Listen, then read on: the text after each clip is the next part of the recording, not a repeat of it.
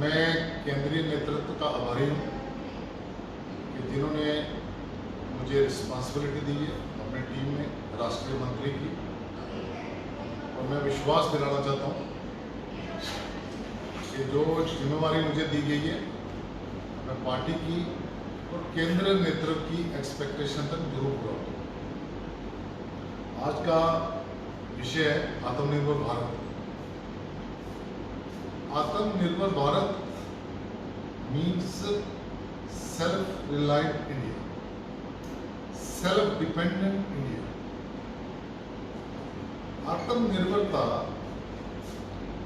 BJP के policy horizon में जब जनसंघ बनी थी तब पहले राष्ट्रीय अध्यक्ष स्वर्गीय डॉक्टर श्यामा प्रसाद मुखर्जी जी ने जब देश में 1951 और 52 में फर्स्ट जनरल इलेक्शन थे, उन्होंने जो मैनिफेस्टो दिया था पार्टी की तरफ से, उसमें कहा था कि हम कॉटेज इंडस्ट्री को फीड देंगे, हम सेल्फ सफिशिएंट इन कंज्यूमर गुड्स में, और उन्होंने ये भी कहा था कि हम समाज की चेतना को जगाएंगे, अवेयरनेस क्रिएट करेंगे कि लोग स्वदेशी को अडॉप्ट करें। इसी तरह हमारे आइडियोलॉजी डॉक्टर अपने पंडित दीनदयाल उपाध्याय जी, उन्होंने भी सेल्फ एस्टीम की बात की थी। उन्होंने भी कहा था कि व्यक्ति की और नेशन की सेल्फ एस्टीम को जगाना हो। उन्होंने कहा था कि इंस्पिरेशन इनर इंस्पिरेशन होती है, हमें एलियन टेक्नोलॉजी नहीं चाहिए, एलियन टेक्नोलॉजी से डिस्ट्रक्शन की तरफ जाए। ये हमारे पॉलिसी होराइजन में आदरणीय प्रधानमंत्री नरेंद्र मोदी जी इसी दिशा में पिछले 6 वर्षों से काम कर रहे हैं। जो भी उन्होंने 6 वर्षों से कार्य किए, भारत की आत्मनिर्भरता के लिए काम कर रहे हैं।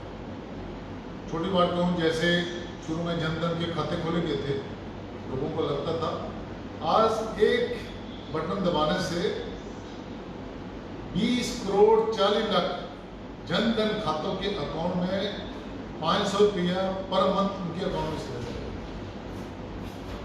ट्रांसफॉर्मिंग सिस्टम को उन्होंने ट्रांसफॉर्म करने की कोशिश की और दिशा में काम कर। अभी जो पूरे दुनिया में कोविड का दौर रहा, जो हमारी फिलॉसफी थी, हमारी सिविलाइजेशन है, भारत की सिविलाइजेशन है, हमने हमेशा कहा कि नेचर को ज़्यादा एक्सप्लॉइट नहीं करना चाहिए, हमारी टेक्नोलॉजी नेचर फ्रेंडली रहनी चाहिए। हमारी संस्कृति में भी यही है, हम नदियों को पूछते हैं, पहाड़ों को पूछते हैं, पेड़ों को पूछते हैं, जानवरों को पूछते हैं। हमारी संस्कृति में लाखों साल पुरानी की उम्र है, हजारों साल पुरानी की हमारी संस्कृति। आज पूरी दुनिया उसी दिशा की तरफ है। ये जो नेचर की ओवर एक्सप्लॉइटेशन, जो नेचर को एक्सेसिव यूज किया गया ग्रीड में, उसी के कारण आज नेचर में डिस्टर्बेंस है। आज पूरी दुनिया कोविड की, कोरोना वायरस की महामारी से जूझ रही। चाइना ने दुनिया को वायरस की, यही तो न्यूज़पेपर्स आर्टिकल्स में ये आता है कि वो वहाँ की लैब में तैयार किया गया। और भारत ने पूरी दुनिया को मेडिसिन, प्रधानमंत्री जी ने पूरी दुनिया को लीड किया कि हमें कलेक्टिवली इसके साथ लड़ना पड़ेगा, हम जॉइंटली इस महामारी के साथ लड़ें। हम human centric approach, human centric globalisation की बात, तो दूसरी तरफ देखें दुनिया ने आइसोलेशन की बात की। प्रधानमंत्री जी ने इस कोविड के दौरान जो इस देश में मैनेजमेंट किया, चाहे वो लॉकडाउन किया टाइमली, दुनिया में सबसे बड़ी पॉपुलेशन और हमारे में इतना हेल्थ इंफ्रास्ट्रक्चर भी नहीं था, जो लोगों को अवेयर किया, उससे काफ़ी हद तक देश में इस महामारी का कंट्रोल हो। ये जो लॉकडाउन पीरियड रहा प्रधानमंत्री जी के विजन के कारण, हमने हेल्थ सेक्टर में अपने आप को तैयार किया इस महामारी से। पहले हमारे पास 20,000 पूरे देश में वेंटिलेटर थे, आज 60,000 वेंटिलेटर्स। हमारे देश में पीपी किट नहीं बनती थी, आज 4 लाख डेली पीपी किट बन रही है। हमारे देश में N95 मास्क बड़ी कम मात्रा में बनते थे, आज 3 लाख से ज्यादा मास्क डेली बन रहे हैं। आज जिस तरह से पहले हमारे देश में इसकी टेस्टिंग नहीं थी, आज 12 लाख तक डेली इस देश में टेस्टिंग हो रही है, 6.5 करोड़ से ज्यादा टेस्टिंग हो रही है। हमने उस जो आपदा थी उसमें उस पीरियड में हमने अपने आप को तैयार किया इस कोविड की बीमारी से लड़ने। एक तो माइग्रेंट लेबर थी, चाहे उनके खाने के लिए हो, सोशल ऑर्गेनाइजेशंस थी, चाहे वो पार्टी के कार्यकर्ता थे, सबने मिलके लोगों तक खाना पहुंचाया। सरकार ने भी फ्री राशन लोगों को, पहले तो 3 महीने के लिए था, 60,000 करोड़ रुपया इसके लिए रखा रहा था गरीब कल्याण योजना। अब नवंबर तक 80 करोड़ लोगों को फ्री में राशन दिया जाएगा, 5 केजी आटा या चावल पर हेड। वो नवंबर तक और इस पूरे एक्सपेंडिचर को मिलाएं 1.5 लाख करोड़ रुपया बनता है। 80 करोड़ लोगों को दिया गया। कई कंट्रीज की पॉपुलेशन 5 करोड़, 10 करोड़, 20 करोड़, अमेरिका की पॉपुलेशन 30-32 करोड़, कई कंट्रीज 7-8। हम अमेरिका की 2.5 गुना पॉपुलेशन को 9 महीने फ्री में राशन देंगे, ये प्रधानमंत्री जी का। और दूसरी तरफ उन्होंने इसमें सिस्टमेटिक ट्रांसफॉर्मेशन अपने कैसे हो उस दिशा में भी काम किया। उन्होंने 20 लाख करोड़ रुपए का पैकेज अनाउंस किया डिफरेंट सेक्टर्स के लिए, जो कि इस देश की जीडीपी का 10%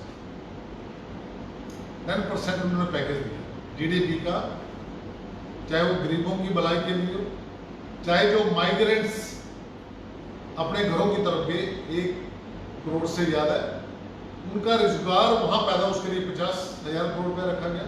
उनकी स्किल के अनुसार अपने अपने एरिया में काम करें।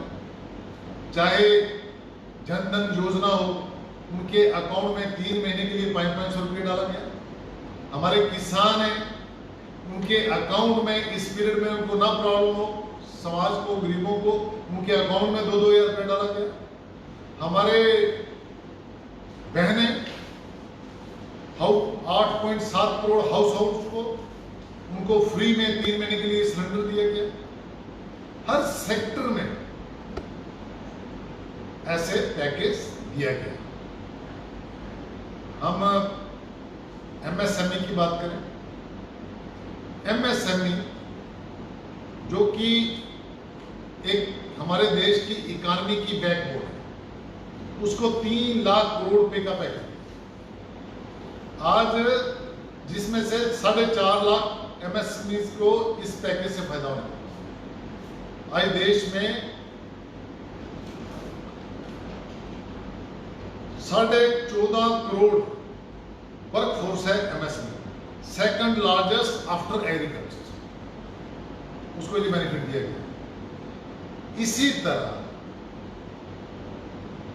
जो पूरा एमएसएमई का एक्सपोर्ट है, देश का जो देश पूरी दुनिया में एक्सपोर्ट करता है, उसमें से 45% जो एमएसएमई के प्रोडक्ट्स हैं वो रहते हैं, जो कि जीडीपी में 8% करते हैं। चाहे वो एमएसएमई के सेक्टर हो, चाहे वो गरीब कल्याण योजना हो, इस सेक्टर में सिस्टमेटिकली इस कोविड ड्यूरेशन में प्रधानमंत्री जी ने पैकेज दिया। उनकी दूरदृष्टि थी कि इस कोविड के दौर के बाद भारत को कैसे आत्मनिर्भर बनाया जाए और आने वाले समय में भारत का दुनिया में एक रोल रहेगा। मैं भी कोई रिसेंट के एग्जांपल्स देता हूं आपके साथ, छोटी एग्जांपल्स हैं। जब पूरी दुनिया में कोविड है, भारत की ट्रेडिशनल मेडिसिन, हर्बल मेडिसिन, पूरी दुनिया ने उसको अडॉप्ट किया। हमारे मसाले, हमारी दालचीनी है, पूरी दुनिया आज उसकी तरफ बढ़ रही है, क्योंकि ये हर्बल मेडिसिन या जो हमारी ट्रेडिशनल जड़ी बूटियां थी, हजारों साल हमने उनकी वैल्यूज को जाना हुआ था और हमारी जनरेशन टू जनरेशन हेरिडिटी थी। आज पूरी दुनिया हर्बल की तरफ जा रही है। एक और एग्जांपल दूं, अगरबत्ती। अगरबत्ती 100% बाहर से इंपोर्ट। जो अगरबत्ती के ऊपर जो फ्रेग्रेंस लगती है वो इंडिया में रेडिली अवेलेबल है। अगरबत्ती के लिए जो स्टिक जरूरत होती है इंडिया में रेडिली अवेलेबल है आपके पास बैम्बू। हम उसको क्यों इंपोर्ट करें दूसरी कंट्री से? हर घर में अगरबत्ती जलती है, करोड़ों की संख्या में लोग उसमें रोजगार ले सकते हैं अभी, और उसकी इंपोर्ट के ऊपर 0% ड्यूटी थी। लोगों ने अपना काम बंद किया, सारा इंपोर्ट करना शुरू किया। और जहाँ जो छोटी घरों में या छोटी एमएसएमई की जो छोटी अगरबत्ती बनाने की फैक्ट्री चलती थी वो सारी बंद हो गई। इस सरकार ने कहा कि जब हमारे पास रेडिली अवेलेबल फ्रेग्रेंस, हमारे पास रॉ मटेरियल स्टिक बनाने के लिए क्यों बाहर से इंपोर्ट करें? उन्होंने बैम्बू को, जो कि फॉरेस्ट एक्ट में आता था, उन्होंने उसमें से हटा दिया। पहले फॉरेस्ट एक्ट के तहत उसमें परमिशन लेनी पड़ती उसको काटने के लिए, उसकी फलिंग के लिए, उसके ट्रेड के लिए। अब उसको हटा दिया। नॉर्थ ईस्ट में बड़ा बैम्बू होता है, उसको हटा दिया। अब उसको फॉरेस्ट एक्ट से हटाने के बाद जो हमारे फील्ड में बैम्बू उसे हम हार्वेस्ट कर सकते हैं। बैम्बू बेसिकली ग्रास है, उसको हम बोटैनिकल फैमिली में देखें। उसको हटाने के बाद हम उस दिशा में काम कर सकते हैं और खादी उस दिशा में काम करें। इसी तरह मैं एक और एग्जांपल देता हूं। पहले हमारे खादी वाले नेशनल फ्लैग तैयार करते, अब हैरानी की आएगी कि नेशनल फ्लैग भी अब हम 90% इंपोर्ट हो गए। क्यों नहीं हम नेशनल फ्लैग अपना तैयार कर सकते खादी से? इस दिशा में भी काम किया। पूरी दुनिया में ड्रग सप्लाई इंडिया से रहती है। पूरी दुनिया में इंडिया प्रोड्यूस करता है और वर्ल्ड में सप्लाई करता है। ड्रग इंडिया में बनती है और जो एक्टिव फार्मास्यूटिकल इंग्रेडिएंट है हम 68% फॉरेन से, एक ही कंट्री से इंपोर्ट करते हैं। क्यों? प्रोड्यूसर हमें एक्टिव जो फार्मास्यूटिकल इंग्रेडिएंट है वो हम क्यों नहीं बना सकते? अब उन फार्मास्यूटिकल कंपनीज को इंसेंटिव दिए जा रहे हैं इस दिशा में काम करें और हम खुद अपना एक्टिव इंग्रेडिएंट तैयार करेंगे और हम बाहर से इंपोर्ट नहीं करेंगे और दुनिया को हम सस्ती मेडिसिन, जेनरिक मेडिसिन जो कि लाइफ सेविंग ड्रग्स, इस दिशा में इंसेंटिव दिए जा रहे हैं आने वाले समय में। हम जो हेल्थ के डायग्नोस्टिक इंस्ट्रूमेंट्स हैं हम इंपोर्ट कर रहे हैं। क्या हम बीपी चेक करने की मशीनरी दुनिया में इंपोर्ट कर सकते है ना हमारे पास टेक्नोलॉजी? क्या हम अपना शुगर की चेक करने की अपना इंस्ट्रूमेंट भी तैयार कर सकते? क्या हम अपना थर्मामीटर भी तैयार कर सकते? हम क्यों नहीं दुनिया को इस दिशा की तरफ, हेल्थ सेक्टर की तरफ, हम जो उनके इंस्ट्रूमेंट्स हैं हम क्यों नहीं तैयार कर सकते? हमें तैयार करना है और इस दिशा में गवर्नमेंट ने अलग अलग स्टेट्स में, 6 स्टेट्स में बड़े बड़े क्लस्टर बना के इस दिशा में उनको बूस्ट किया जा रहा है, उनको इंसेंटिव दिया जा रहा है कि इंडस्ट्री इस दिशा में काम करे। मोदी सरकार जो हमारा आत्मनिर्भर भारत पे काम कर रही है उसमें उसके साथ ये ध्यान दिया जा रहा है कि मोर जॉब क्रिएशन, ज्यादा से ज्यादा जॉब इसमें क्रिएट हो, ज्यादा से ज्यादा हम प्रोडक्ट्स को एक्सपोर्ट करें और वर्ग के अनुसार, चाहे वो स्किल्ड है चाहे अनस्किल्ड है, चाहे दूसरी लेबर है, उसकी क्षमता के अनुसार उस दिशा में काम बढ़ाया। अभी हम देखें कि सरकार ने आत्मनिर्भर भारत के अंडर 200 करोड़ रुपए तक जो भी टेंडर होंगे उस टेंडर को लोकल फ्लोट किया जाएगा, इंटरनेशनल टेंडर नहीं फ्लोट किया जाएगा 200 करोड़ के नीचे। और जो भी मटेरियल होगा अपनी इंडस्ट्री से खरीदा जाएगा 200 करोड़ तक। इसी तरह डिफेंस सेक्टर 100 से ज्यादा इक्विपमेंट्स जो डिफेंस में काम आते हैं उसमें भी बैन लगाया गया है कि वो आइटम्स हम अपनी इंडस्ट्री से खरीदें। इस दिशा में जो मैं कह रहा हूं कि कंटिन्यूसली इस कोविड के दौरान हम सिस्टेमेटिकली आत्मनिर्भरता की तरफ भारत सरकार सिस्टेमेटिकली काम कर रही है। अभी स्ट्रीट वेंडर्स हैं, हम टेक्नोलॉजी में दुनिया में सबसे आगे जा रहे हैं। एक बटन दबाने से 8.5 करोड़ किसानों के अकाउंट में पैसा चला जाए। दुनिया हैरान है कि भारत ने ये कैसे सिस्टम, सेंट्रलाइज सिस्टम डेवलप किया। एक बटन दबाते हैं 8.7 करोड़ किसानों के अकाउंट में सीधा पैसा चला जाता है। One nation one ration. हमारे देश में बड़ी पॉपुलेशन है जो माइग्रेंट लेबर है, जो कि एक प्रांत से दूसरे प्रांत में काम करने के लिए जाती है।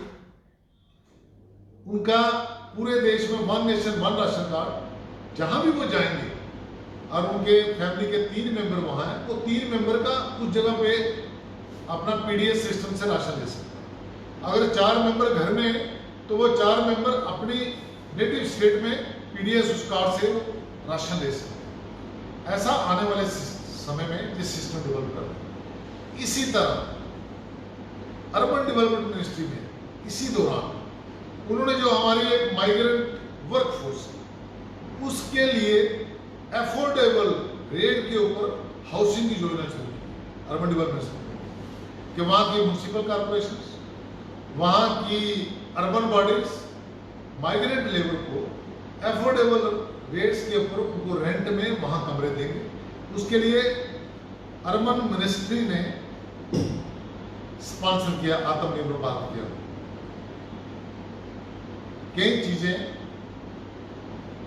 जैसे इस बजट में दिया गया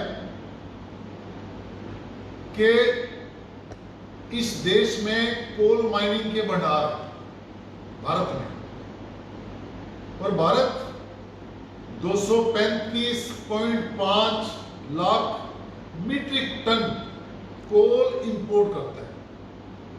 235.5 लाख मीट्रिक टन हम इंपोर्ट कर रहे हैं और हमारे पास कोल के अनलिमिटेड भंडार है, हम उसको एक्सपेंड नहीं कर रहे।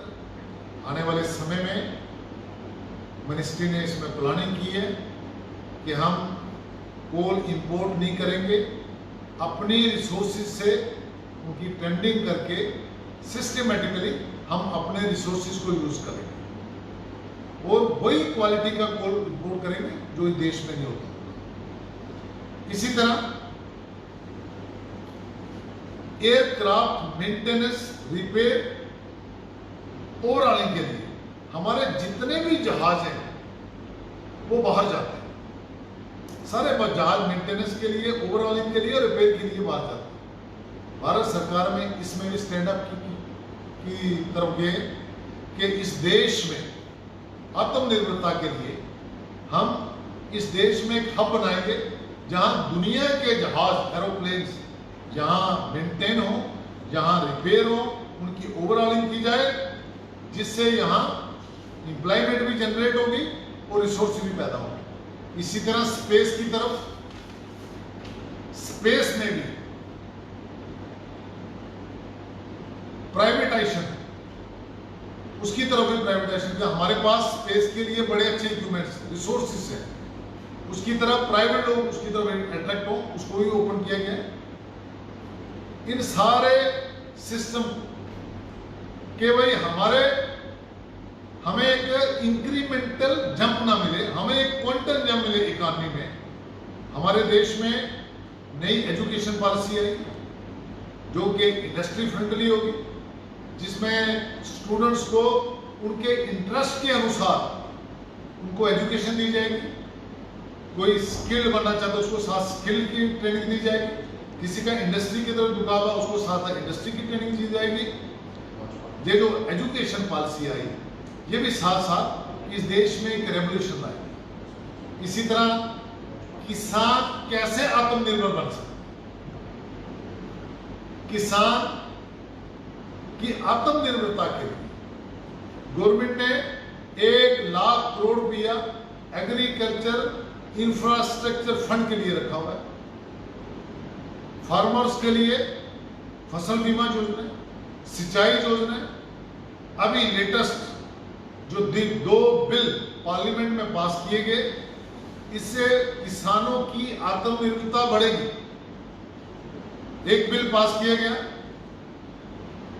जिससे जो किसानों के ऊपर इंटर डिस्ट्रिक्ट और इंटर स्टेट जो बैरियर लगे थे उसको खत्म किया गया।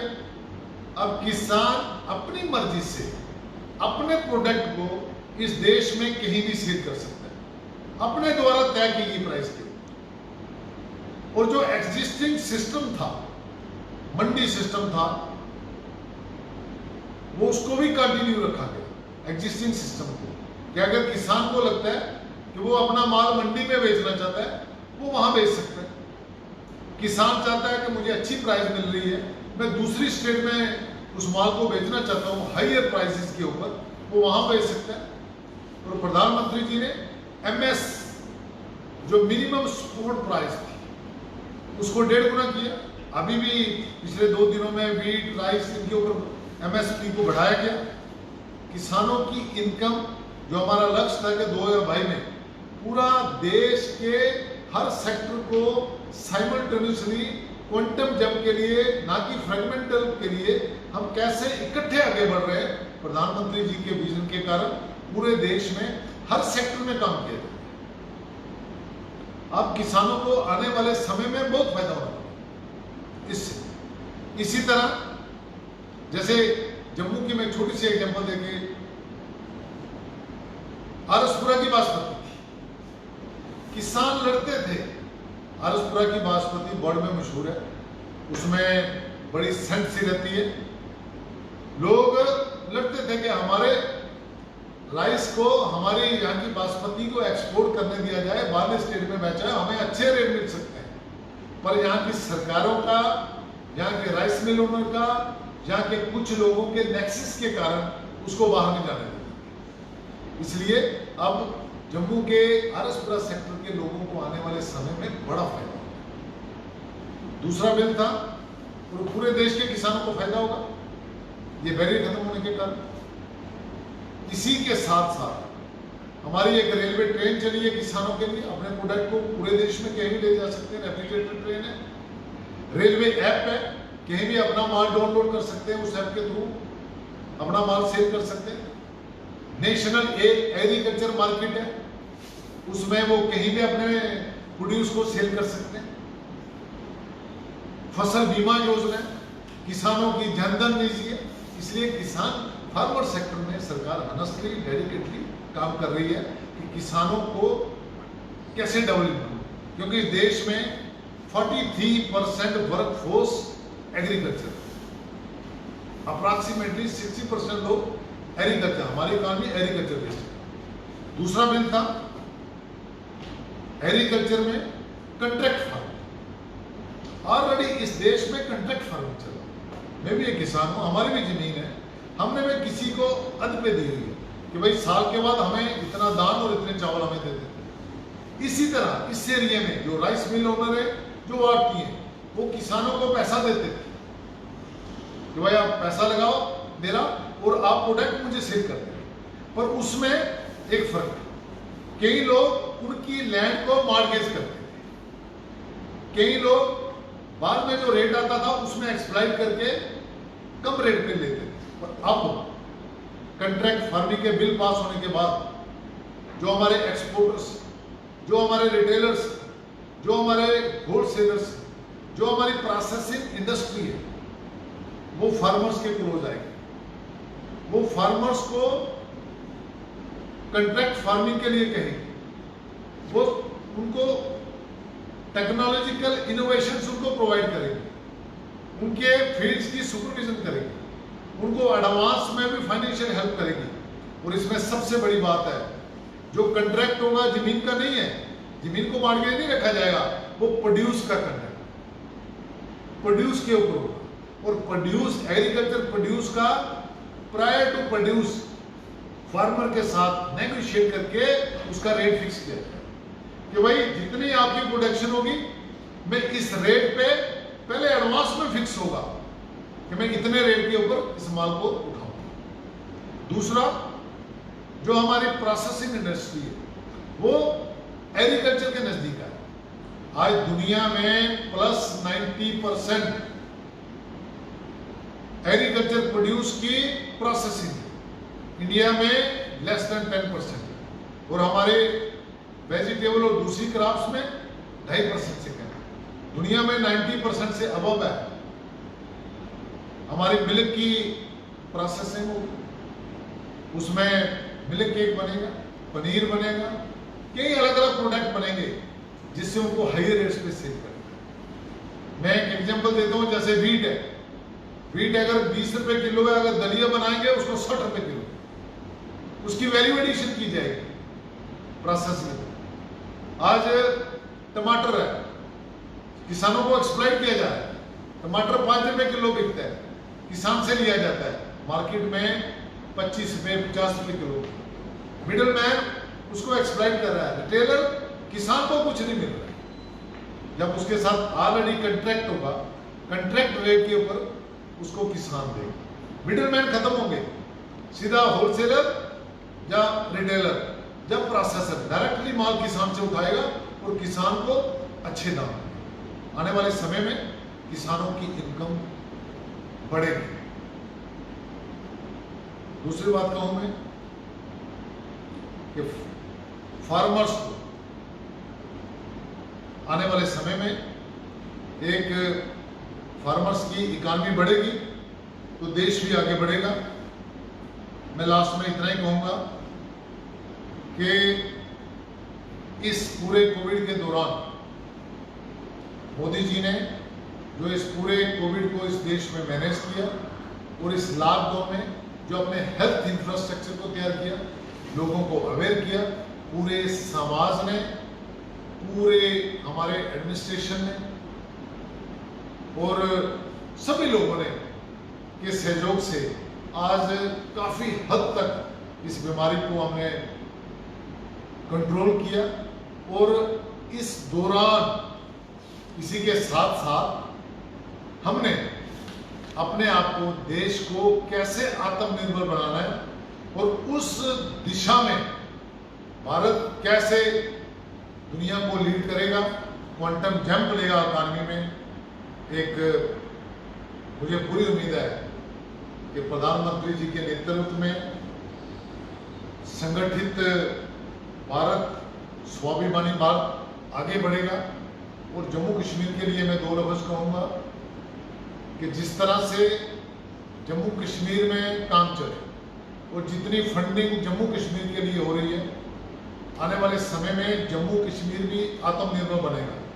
जरूर कोविड के कारण थोड़ा स्लो डाउन हुआ होगा डेवलपमेंट में, पर मैं 1-2 एग्जांपल दूंगा कि जब ये कंडी नहर बनेगी, शाहपुर कंडी नहर बनेगी, जम्मू की इरिगेटेड एग्रीकल्चर, अगर जम्मू में इरिगेटेड एग्रीकल्चर है उसमें 14% इनहांस होगा जो शाहपुर कंडी नहर बनने के बाद। जब कुछ बनेगा उसमें इरिगेशन में और इनहांस होगा, हमें बिजली मिलेगी। और जम्मू की कंडी बेल्ट, जिसे हम कंडी कहते थे, कंडी जम्मू में खत्म हो जाएगी और जम्मू सारा इरिगेटेड होगा। और जैसे कठुआ में एक सीड ट्रीटमेंट या सीड का जो प्लांट बना है, आने वाले दिनों में किसानों को अच्छी क्वालिटी का वैरायटी का सीड मिलेगा। इसी तरह जम्मू कश्मीर एक हर्बल स्टेट है, हमारे पास एक हर्बल वेल्थ है। अभी रिसेंटली डॉक्टर जितेंद्र जी ने, आयुष मंत्रालय ने जो भद्रवा में इंस्टीट्यूट जो खोला, उसके अंडर कई इंस्टीट्यूट खुलेंगे आगे रिसर्च के भी और आयुर्वेदिक भी, जैसे जम्मू सेंट्रल यूनिवर्सिटी में खुल रहे हैं और भी जम्मू में खुलेंगे। और इस पूरी बेल्ट में लोगों को हर्बल वेल्थ के लिए एजुकेट किया जाएगा, हर्बल वेल्थ को कल्टीवेट किया जाएगा, हर्बल वेल्थ के उसकी वैल्यू एडिशन की जाएगी, उसकी पोस्ट हार्वेस्ट टेक्निक्स को लोगों को बताया जाएगा और जम्मू कश्मीर आने वाले समय में एक हर्बल स्टेट भी बनेगी। ऐसा मुझे विश्वास है कि हम सब इस आने वाले समय में जम्मू कश्मीर ये जो आत्मनिर्भर भारत बन रहा है, उसमें जम्मू कश्मीर भी एक आत्मनिर्भर स्टेट बनेगी और जम्मू कश्मीर का भी एक मुख्य भूमिका रहेगी। बहुत बहुत धन्यवाद।